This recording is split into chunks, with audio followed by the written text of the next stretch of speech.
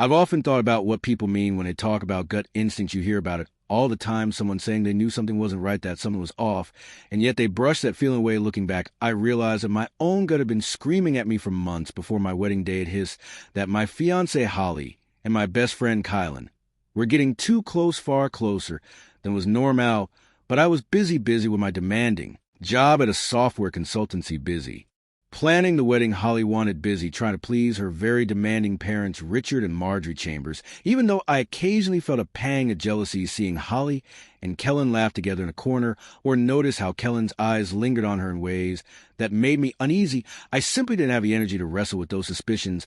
I was exhausted by too many 12-hour work days, by the calls and errands that come with a massive wedding my parents loving, as they had neither the means nor the new to assist with all the lavish demand Holly and her mother insisted upon. That left me juggling about 100 responsibilities with no room to breathe.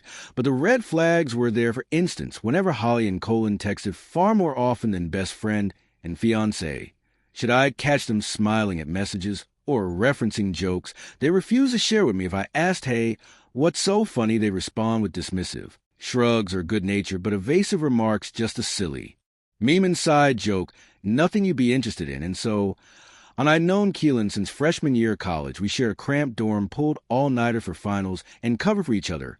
When we needed it, we were, I believed, as close as brothers. And maybe that's why I managed to stifle my own concerns. I just couldn't imagine him betraying my trust so brazenly. He's my best man.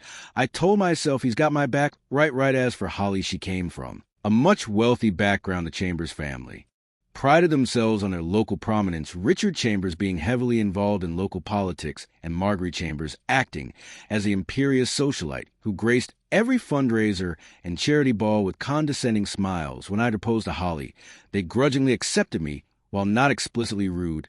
They were always sure to remind me that I was marrying up, that the Chamber name had standards to maintain. Their arrogance showed in the wedding planning.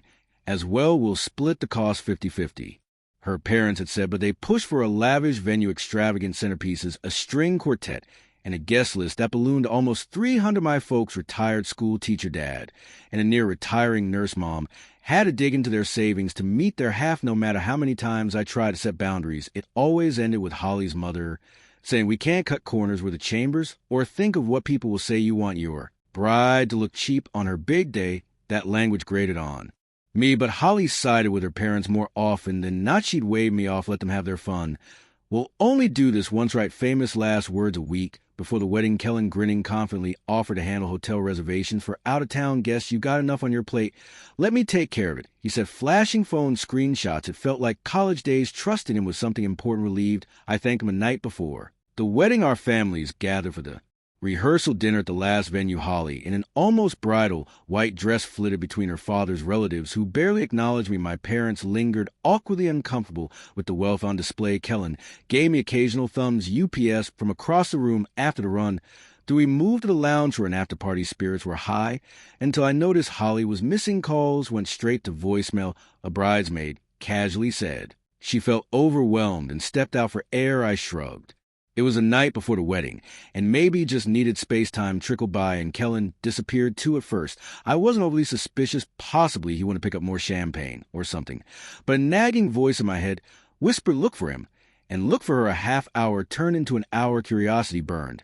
So I grabbed my phone, scrolled through social media, and checked if Holly or Kellen posted anything. Sure enough, I stumbled onto Holly's Instagram. She had accidentally uploaded a short story that she deleted within seconds, but the damage was done in that fleeting clip. I recognized the hotel hallway, the golden pattern of the carpet, and a partially visible door number. It was definitely not the corridor at our wedding venue. Different place, different hotel. My heart clutched in my chest. A gut instinct that I'd suppressed for months roared to life. Go see for yourself.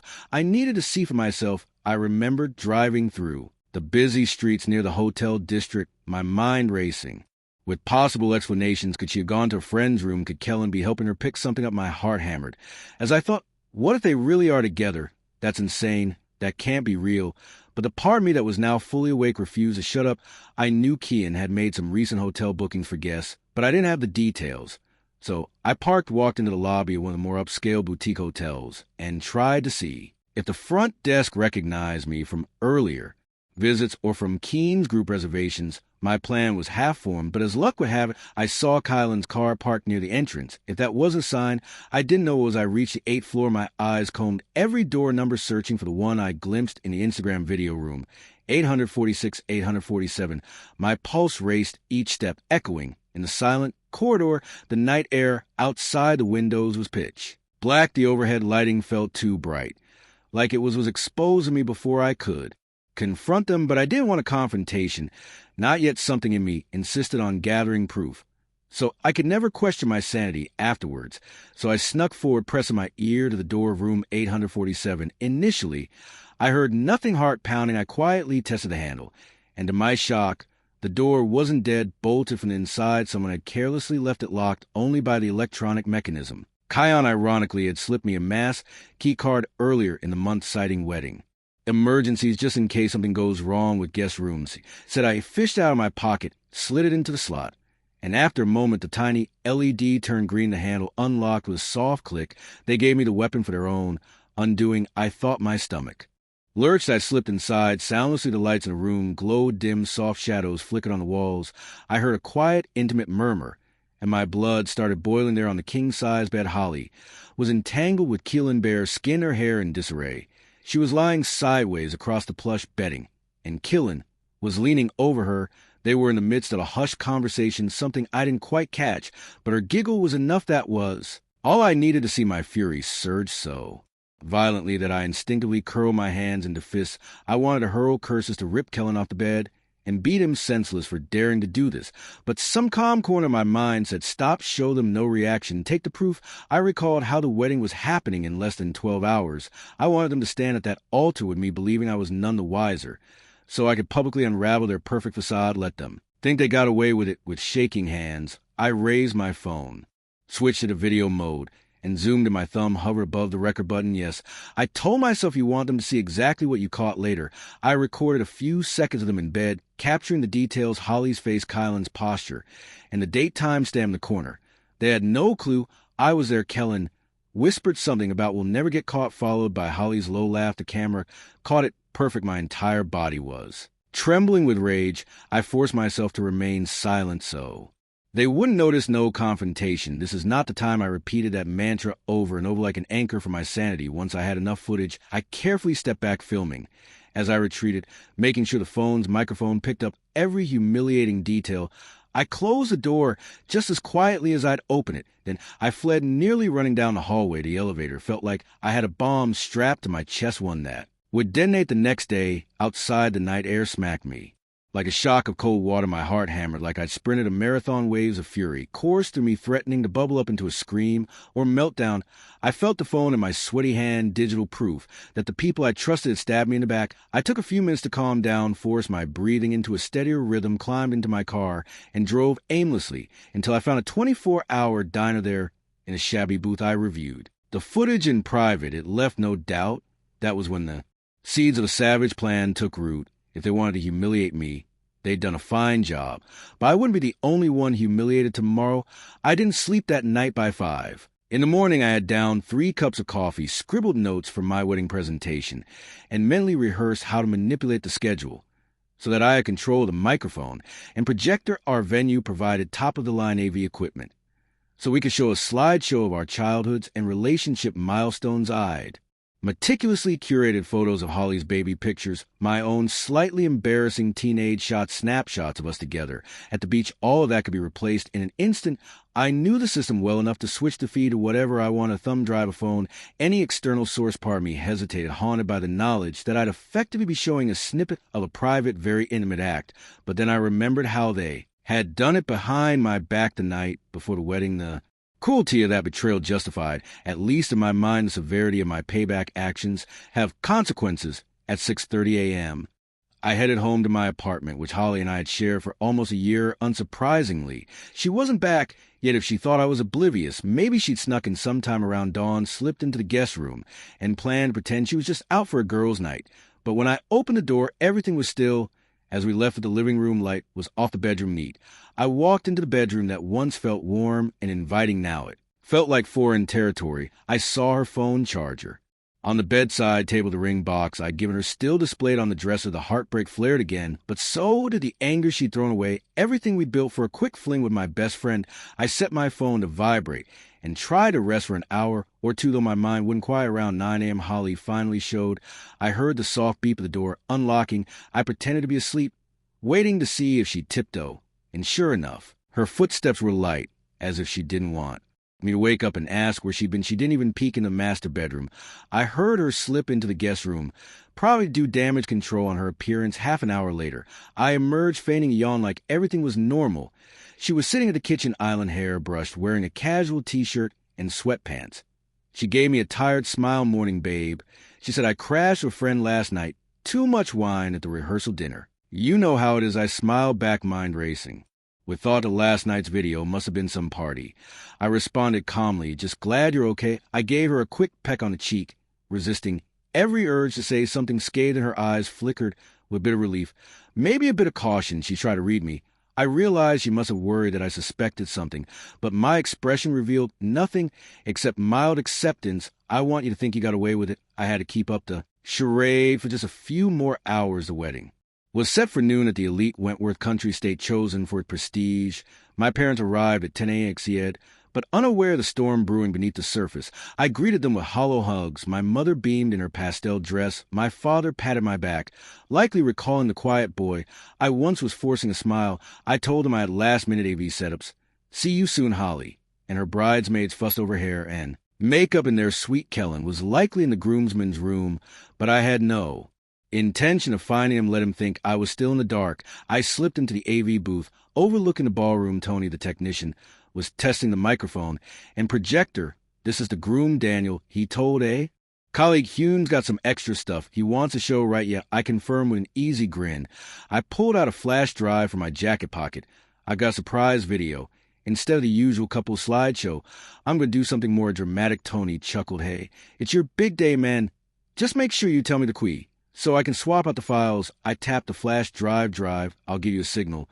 Maybe I'll just say roll it, and trust me, you won't miss it." A sliver of guilt gnawed at me, but I quashed that they brought this on themselves. The ceremony was slated to start promptly at noon in the grand ballroom, an opulent space with high ceilings, crystal chandeliers, and meticulously laid out chairs for guests. By 11:50, the place was nearly full. People were chattering, excitedly snapping selfies, exchanging pleasantries. The bride's side was large, dominated by the chamber's social circle, local dignitaries, business associates, and extended family.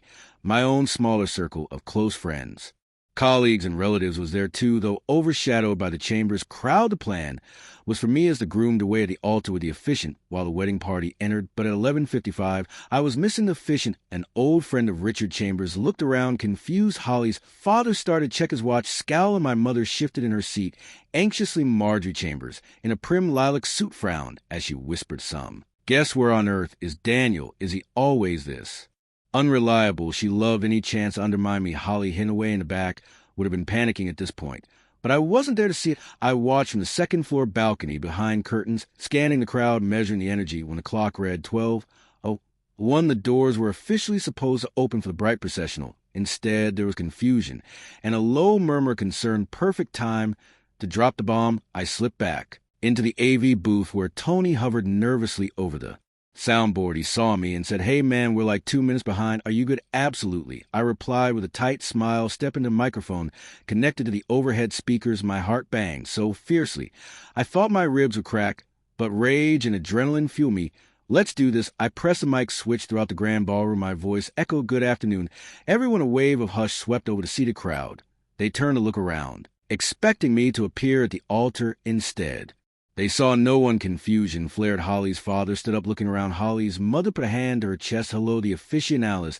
The ceremony starts." "Actually, there won't be a ceremony." Gasps fluttered to the hall, wave after wave. People craned their necks, trying to pinpoint my location. Some even stood up to see if I was by the sound system. Holly must have been losing her mind in the bridal suite. Tony gave me a wide-eyed glance. I nodded for him to play the video. He fumbled, inserted my flash drive, and waited for me to say the cue. "Before we get too upset," I said, my voice bouncing off the walls, "I have something to show all of you. A brief video, Tony. If you would roll on the massive projector screen, which had been displaying a looping slideshow of me and Holly in happier moments." The image cut out for a brief second. The screen Went black, then a grainy but unmistakable video started to play the footage I captured less than 12 hours earlier. Holly and Kellen tangled in the bed. Sheets, voices, audible, the date and time stamped shining in the lower right corner. I had edited it just enough to highlight the moment Keen's face turned to the camera. Though he never actually saw me, I had zoomed in so one could read the clock behind him, clearly labeling it as the night before this wedding. Shock cries erupted, a hush of disbelief followed, then a roar of outraged whispers. Some guests froze, hands pressed to their mouths. One older aunt literally shrieked. Oh, dear Lord. Richard Chambers, who was standing nearly toppled over his seat. Marjorie's face contorted like she'd swallowed acid. Kellen, presumably in the groomsmen's lounge, might have heard the gasps and realized what was happening. Too late now, buddy. Even from the booth, I heard frantic footsteps and shouts. The officiant stared helplessly at the screen, powerless. A bridesmaid let out a wail, and from somewhere off to the side, I heard someone turn that off. I decided to let it loop for a full 10 seconds, long enough for everyone to absorbed the date, stamped the explicit visuals, and knowledge that it was my fiancée and my best friend. Then I cut the feed. The screen went dark again, but the screaming chaos continued. The entire crowd was in a state of meltdown. Tony's face was pale. What the hell, man?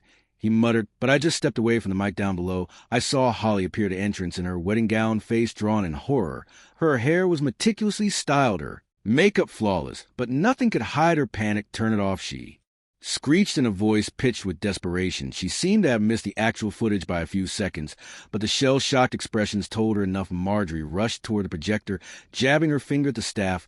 Who let this happen? She spat. Tony, cowering in the booth, had no time to respond. Richard Chambers stormed into the center aisle, roaring like an enraged bull. Daniel. Where is Daniel? He pivoted in circles, face mod-led, read the guests parted around him, uncertain whether to stay or flee. My mother was in tears. My father stood protectively next to her, glaring at the Chambers, trying to figure out what was happening. Some of Holly's relatives shrank away, terrified that the scandal would taint them. A woman in the second row fainted, her neighbor shaking her shoulder and calling for water. This was absolute beat 'em. Holly searched the crowd, her eyes scanning every corner of the train, of her gown dragged behind her like a ghost. Finally, she caught sight of me on the second floor balcony. I stepped forward, looking down over the railing. The entire congregation followed her gaze, locking onto me like I was a ringmaster at a particularly mob circus. What are you doing? Holly shrieked, voice cracking with outrage. You're not supposed to see me before the wedding, you coward. Bizarre complaint under the circumstances. I felt a twisted sense of satisfaction that even in this meltdown she clung to the superstitious tradition about not letting the groom see the bride. There is no wedding, I announced, letting my voice carry. You made sure that last night. She froze, tears glittering in her eyes. Daniel, please, let's just talk this out. Not in front of everyone. Why not? I shot back. You had no problem cheating on me with my best friend. I'd say everyone who spent money and time traveling here deserves to know why the Searman has canceled. Her mother, furious and red-faced, pointed an accusing finger at me. You ruined the Chambers' name in front of all these prominent guests. Don't you realize how humiliating this is for us? I laughed, a bitter bark of a laugh. Humiliating? Holly and Kylan humiliated me. I'm just returning the favor. There was a sudden commotion at the front of the room. Kellen himself emerged, wearing his half-done tux hair, disheveled eyes wide with panic. Daniel, let's talk about this. He tried to approach the D's. I dashed down the stairs into the main hall. To face him, Holly was right there, too, scrambling to block me. Her big white dress gone away, and I shoved past the tool. I felt physically ill with rage, my fists clenched so hard they acted. Kylan stammered, man, you took it out of context. It was she was upset. I couldn't stand it here, and the images of them in bed, recorded by my phone, replayed in my head. A savage wave of fury tore through me, and I slapped him across the face, the blow so forceful it echoed in the hush that fell over the crowd. Kellen staggered, hitting the floor with a pain groan. The entire audience gasped. Holly shrieked, stop it, you're hurting him. She knelt beside Kellen, ignoring her dress. As it bunched around her, Marjorie let out a strangled cry. You monster. Assaulted him in front of everyone. I pointed at Kellen, who was struggling to get up. You, the monster, along with your daughter. They set me up to look like a fool right under my nose now. The world knows exactly who they are. A pregnant silence enveloped the hall. Holly glared at me, tears streaming. Daniel, I'm sorry, okay, just stop. I turned to the guests, many of whom were filming with their phones, capturing every second of the chaos. Thank you all for coming, I said with sarcastic formality, but there will be no wedding today. Sorry. If you wanted a nice ceremony, instead you get the truth. With that, I stormed out of the main hall, shoving open the heavy double doors. My parents followed, stunned but resolute. Holly wailed, my Name, but I refused to look back. I drove back to our apartment, adrenaline still pumping. My mother accompanied me, horrified by the fiasco tears in her eyes. Daniel, are you sure all that was real? She asked in a quiet voice. Once we arrived, I nodded, showing her the original, unedited clip, timestamp for the night, before her face fell in utter shock. Oh, dear God, she murmured, hugging me. I'm so sorry. My father stood behind her, uncertain what to say. You did what you had to do, son. He patted my shoulder. But I could see the heartbreak in his eyes. We lost a lot of money on this wedding. But we'd rather that than see you living a lie. I thanked them both, telling them to go home, and rest they left it after many reassurances of their unconditional love. Despite everything, a part of me felt guilty for how dramatically the wedding blew up. My parents had to witness that humiliating spectacle after sacrificing so much, but I hadn't known how else to handle it. Quietly canceling the wedding wouldn't have given me closure. I needed the truth out in the open once alone. I set about moving Holly's stuff out of the apartment. That same night, I hauled boxes from the closet, collecting all her clothes, her extensive shoe collection, her makeup sets, and even the random decor items she'd insisted on. I packed them meticulously, labeling the boxes with black marker. Then I rented a small U-Haul trailer online, loaded it up near midnight, and drove it to her parents' estate. It was a sprawling mansion in a gated community, a monument to the chamber's inflated sense of worth. The security guard at the entrance recognized me from previous visits, and upon seeing the U-Haul, asked, Willie, everything okay, Mr. Harper, just dropping off H's belongings? I said evenly. He opened the gate. I parked outside the front door under the grand portico, where stone pillars and a wide mahogany door seemed to tower above me. In judgment, my anger still simmered. But mostly I felt an odd calm. The adrenaline had died down, and the finality of my actions was sinking, and I stacked the boxes neatly on the doorstep, hammered the brass knocker once, and walked back to the truck. As I left, I saw a light turn on inside, probably Richard or Marguerite, coming to see who dared disturb them at 1 a.m. Let them discover their precious daughter's belongings. She could take up residence in her old bedroom. For all I cared, I was awakened the next morning by the sound of furious knocking on my apartment door. For a groggy second, I thought I dreamt it. Then came the familiar voice of Richard Chambers. Open up, we know you're in there. I pulled on a t-shirt and swung the door open to find Holly, Richard, and Marjorie in the hallway, all wearing expressions of thunderous rage. Holly's eyes were puffy and red, her hair unkempt. Richard looked imposing in a tailored suit. Fists clenched. Marjorie wore an expensive-looking coat and brandished a stack of papers. We need to talk about compensation, Richard announced, voice cold. I suppressed a tired laugh. Compensation for what? Marjorie shoved the papers at me. The wedding fiasco. Obviously, we sunk tens of thousands of dollars into this event, not to mention the lodging expenses, the catering, the advanced bookings. Your display ruined everything. I glanced at the itemized receipts. You do realize your daughter cheated on me with Kylan last night, right? I'm fairly certain they're the reason everything is ruined. Holly's face twisted with indignation. You had no right to ambush me in front of all those people. You could just cancel quietly if you didn't want to go through with it. I had every right. I seed anger flaring and knew you and Kellen humiliated me. I returned the favor. Don't act surprised by the consequences of your actions. Richard's voice rose. We paid for half. That wedding your parents covered the other half. But the final cost soared far beyond what they contributed. We want the money back you owe us. Lead and call it $15,000. That's only part of our total losses. I stared in utter disbelief. You think I owe you $15,000 for a wedding that your daughter sabotaged? Marjorie's mouth twisted. You performed that vile stunt with the projector. We had important guests, their clients, donors, local officials. You humiliated us in front of people who control reputations. We can't let you walk away without repaying some of the cost. I nearly laughed at the brazenness. Leading, not forget, none of this would have happened if Holly had kept her legs closed the night before our wedding. Holly, flinch, you jerk. Maybe if you'd been around more, if you'd care about my needs. I cut her off with a sardonic snort. Oh, so it's my fault. You know what? Get out of here, both of you. I'm not giving you a dime. Richard drew claws closer, towering over me. Do you have any idea who you're messing with? I have influence in this town. So you've said, but you're forgetting I have that recording with your daughter's face. And that Tim stamp. If you want to throw your weight around, go ahead. We'll let the court of public opinion see the raw footage. I'm sure your donors and local officials will love rewatching it.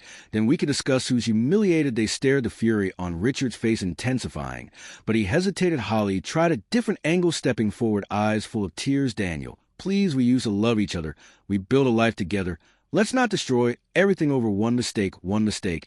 I asked, voice quivering with disbelief. It wasn't an accident you chose to do it. I saw and recorded it. There's no going back. Now get the hell out. Richard's shoulders slumped into feet as he realized he had no leverage here. Sure, they could threaten me, but the evidence was on my side. Marjorie let out a Odie sniff. You'll regret this. I shrugged, not half as much as I would have regretted marrying your daughter.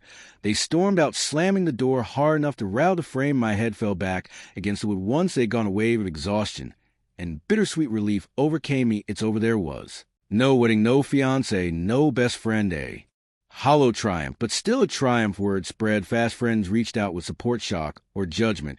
I repeated the same story, how I caught them, why I exposed them at the wedding. Some called it brutal, others epic. I ignored the critics. Kylan texted.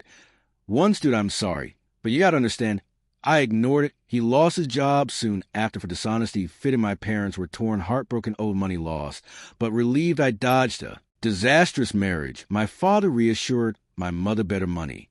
Lost in Daniel's dignity, I promised to repay them. The chambers tried damage control, spinning lies about my outburst jealousy. But the guests saw the truth. Their reputation was ruined. Holly disgraced, drifted between friends, maybe even back to Colin.